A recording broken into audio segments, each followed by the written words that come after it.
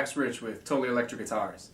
Today we're talking about secondary dominance. You just heard me kind of messing around. I was just kind of going through like the cycle of fourths and or the circle of fifths. Maybe you've heard of this. Either way, what we're going to basically be talking about today is how you can put one chord before another chord in order to make that second chord seem a bit more important. I want to say that's a very simplified version of what we're going to talk about. For those of you with a bit of theory knowledge and a bit of harmony knowledge, hopefully this will be a bit more up your alley.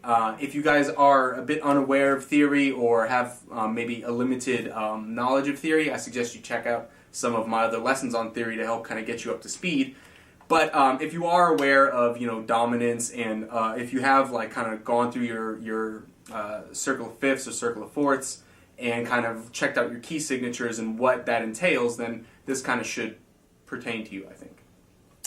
What we're talking about today is, like I said, secondary dominance. So if you're going to go through the circle of fourths, which is the circle of fifths, backwards. So you have your circle with all your key changes, hopefully, and it's got C at the very top at like 12 o'clock would be on a clock.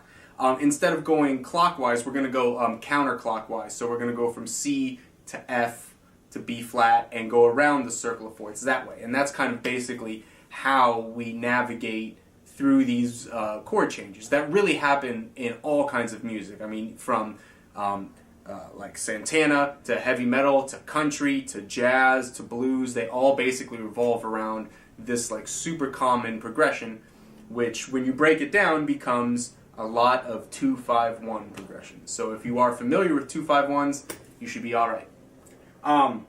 Anyway, so just like a quick little example, if you're going to do a 2-5-1 in the key of A, a 2-5-1 would be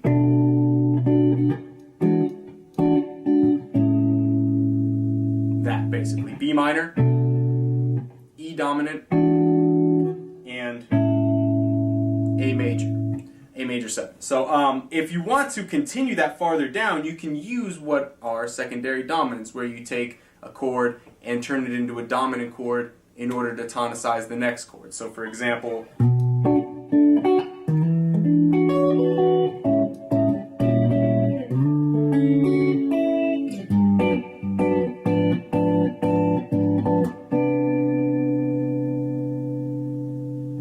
and basically what I did there, I kind of changed a few chords to dominant chords and used that to work my way through like my circle of fourths. So I will basically explain to you how I did that and how to go about getting from a very simplified knowledge of chord scales and a very simplistic knowledge of diatonic scales to kind of using this broader, more jazz-based theory that does, however, pertain to like pretty much every kind of music, because pretty much all songs include these types of progressions. So if you've heard bass players do this kind of thing,